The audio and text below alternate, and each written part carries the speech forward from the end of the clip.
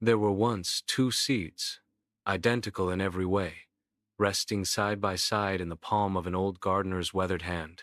They came from the same pod, shared the same lineage, and carried within them the exact same potential to become something magnificent. The gardener, a woman named Mira who had spent 50 years coaxing life from the earth, looked at them with the kind of knowing smile that comes only from deep experience. "You too," she whispered, "are about to teach the world something important." It was spring in the small valley town of Green Hollow, where Mira kept a garden that had become something of a legend. People came from neighboring towns just to walk through her rows of vibrant flowers and towering vegetables, always asking the same question: "What's your secret?" And Mira would always give the same mysterious answer: "It's not what you do to the seed. It's what the seed does with what it's given." Nobody quite understood what she meant, but they nodded anyway, because her garden spoke for itself. On this particular morning, Mira decided it was time to demonstrate her philosophy. She placed the two seeds, let's call them Seed 1 and Seed 2, into separate clay pots filled with the same rich, dark soil from her garden. She gave them the same amount of water, placed them side by side on the same wooden bench where they'd received the same golden sunlight. And then she did something unusual. She spoke to them. "Listen closely," Mira said, settling onto her gardening stool between the two pots. "You're both about to face the same conditions, the same challenges, the same opportunities. But I want you to approach this journey differently." She turned to the first pot. "Seed 1, I want you to believe that the soil around you is full of obstacles. The darkness is threatening. The pressure of the earth above you is crushing. Every drop of water that comes is unpredictable and possibly dangerous. The journey to the surface is long and treacherous, and you might not make it. Focus on everything that could go wrong." Then she turned to the second pot, her voice softening. "Seed 2, I want you to believe that you're exactly where you need to be. The darkness is protection, while you gather strength. The pressure of the earth is helping you know which way is up. Every drop of water is nourishment sent just for you. The journey to the surface is your purpose, and everything around you is conspiring to help you fulfill it. Focus on the miracle you're becoming." Mira's young apprentice, a teenager named Joel, who had been watching from the garden gate, walked over with a confused expression. "Miss Mira, they're just seeds. They can't hear you." Mira looked at him with those wise, crinkled eyes. "Can't they? Or maybe it's not about them hearing me. Maybe it's about what I'm teaching you." She stood up, brushing soil from her hands. "Joel, these seeds represent something much bigger than themselves. They represent every person who's ever faced a challenge, every soul who stood at the beginning of something difficult and had to decide how to think about what's ahead." "But what do they have to lose?" Joel asked, still not grasping the weight of the experiment. "Everything," Mira said quietly. "They could lose their one chance at becoming what they were meant to be. And that's what's at stake for all of us, isn't it? We all have potential buried inside us, but whether we reach it or not depends largely on how we interpret the world around us." Days passed, and Joel found himself checking on the two pots every morning before school and every evening after. At first, nothing visible happened. The soil in both pots looked the same, dark, moist, undisturbed. But Mira assured him that beneath the surface, everything was happening. "Inside their shells, they're making a choice," she explained one evening as they watered the garden together. "They're deciding whether to surrender to the darkness or to push through it. They're deciding whether the shell that once protected them is now a prison or a launching pad." On the seventh day, something remarkable happened. A tiny green shoot broke through the soil in the second pot, Seed 2, the one Mira had spoken words of encouragement over. The sprout was small but unmistakably alive, reaching eagerly toward the sunlight. Joel called Mira over immediately, his voice filled with excitement. "Look, Seed 2 is growing." Mira nodded, unsurprised. "And what about Seed 1?" They both peered into the first pot. The soil remained undisturbed, flat, and dark. Nothing. Joel frowned. Why isn't it growing? They had the exact same conditions. Did they? Mira asked gently. They had the same external conditions, yes. But what about their internal conditions?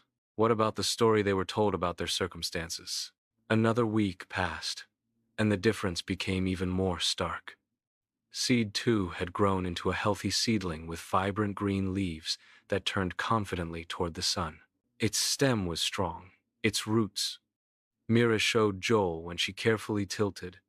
The pot were spreading deep and wide through the soil, drinking in nutrients with what seemed like joy.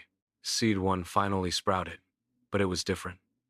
The shoot that emerged was pale, hesitant, and thin. It grew crookedly, as if unsure which direction to take. Its leaves were small and curled slightly inward, as though protecting themselves from an invisible threat. "It's struggling," Joel observed, his voice sad. "Why? It has everything it needs." Mira knelt beside him, putting a gentle hand on his shoulder. "That's the heart of the lesson, Joel. It's not struggling because of what's around it. It's struggling because of what it believes about what's around it." I planted a story of fear and limitation in that pot, along with the seed, and that story is shaping how it grows. "But that's not fair," Joel protested. "You set it up to fail." "No," Mira said firmly. "I set it up to teach. And here's the truth that will change your life if you let it. Every day, you and I and everyone we know are planting stories in our own soil. We're deciding whether to see our challenges as threats or as opportunities for growth. We're choosing whether to interpret setbacks as proof that we're not good enough or as feedback that we're learning. The external circumstances of our lives matter, yes, but the internal interpretation of those circumstances matters even more." A month later, the contrast between the two plants was impossible to ignore. Mira invited some of the townspeople to her garden for a demonstration, the same people who always asked about her secret. Joel helped arrange chairs in a semicircle around the two pots, which now sat on a table in the center of Mira's garden. The audience gathered, murmuring with curiosity. Before them sat two plants that had begun as identical seeds. Seed 2 had transformed into a robust, flourishing plant with broad leaves, a thick stem, and the first buds of flowers beginning to form. It stood tall and confident, every inch of it radiating vitality. Seed 1, while it had survived, told a different story. It was spindly and weak, its few leaves spotted with stress marks. It leaned heavily to one side, as though the weight of growing was too much to bear. It was alive, but barely thriving. "Same seed," Mira announced to the crowd. "Same soil, same water, same sunlight, same time. But look at the difference." A woman in the front row raised her hand. "What did you do differently?" Mira smiled. "I gave them different inner worlds. I programmed them with different beliefs about their circumstances. One seed was told that everything around it was dangerous and difficult. The other was told that everything around it was exactly what it needed to flourish. And here's what happened. They each proved their own beliefs right." A man in the back called out, "But they're just plants. They don't think." "Don't they?" Mira challenged. "Science is discovering more every day about how plants respond to their environment, how they communicate, how they adapt based on signals they receive. But whether plants literally think or not isn't the point. The point is what they represent. They represent us." She walked to stand between the two pots, placing one hand near each plant. "Every single person here has faced the same situation that someone else has faced and gotten completely different results. Why? Because it's not just about what happens to us. It's about the story we tell ourselves about what happens to us." Joel stood up, his voice strong. "Miss Mira taught me that these seeds show us something crucial. Our inner world creates our outer world. The beliefs we hold, the thoughts we think consistently, The way we interpret our circumstances, these things shape our reality more than the circumstances themselves. An older man in the crowd spoke up, his voice skeptical but curious. So, you're saying if I just think positive thoughts, all my problems will disappear? No, Mira said firmly. Both seeds faced real darkness, real pressure, real challenges. Positive thinking didn't make those things disappear, but one seed interpreted those challenges as part of its growth process, while the other interpreted them as proof that the world was against it. Both seeds encountered the same reality, but they experienced completely different worlds because of their interpretation. As the crowd dispersed, many of them touching the leaves of Seed Two's plant with wonder, a young woman approached Mira with tears in her eyes. I think I've been living like Seed One, she whispered. I've been telling myself that everything is too hard, that I don't have what it takes, that the world is working against me. Mira took her hands. And that story has become your reality, hasn't it? The woman nodded. How do I change it? The same way a seed changes, Mira said gently. You start telling yourself a different story. You start looking for evidence that the world is supporting your growth, instead of only seeing evidence that it's blocking you. You recognize that the pressure you feel isn't trying to crush you, it's showing you which direction to grow. You trust that you have everything you need inside you to push through the darkness into the light. Joel, who had been listening, added his own insight. Miss Mira also taught me that you can't wait until your circumstances are perfect to change your story. You have to change your story first, and then watch how your circumstances begin to shift. Mira nodded approvingly. Exactly. Seed 2 didn't wait for the soil to become easier or for the darkness to lift before it decided to thrive. It thrived within its circumstances, and by doing so, it transformed those circumstances from obstacles into opportunities. As the sun began to set over Green Hollow, painting the sky in shades of amber and rose, Mira stood alone in her garden, looking at the two plants. She had conducted this experiment dozens of times over the years with different seeds, and the result was always the same. It never failed to move her.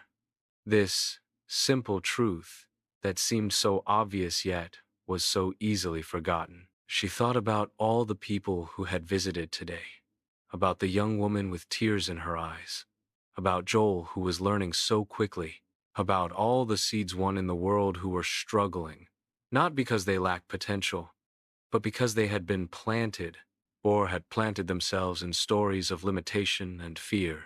Your inner world shapes your outer reality, she said, softly to the evening air. Whatever you believe about your circumstances becomes true for you, not because reality changes, but because you change how you interact with reality. Mira gently touched the leaves of both plants, sending them both silent blessings. Even Seed 1, struggling as it was, still had time to rewrite its story. Growth was always possible. Transformation was always available. The darkness was never the end. It was just the beginning of the journey toward light.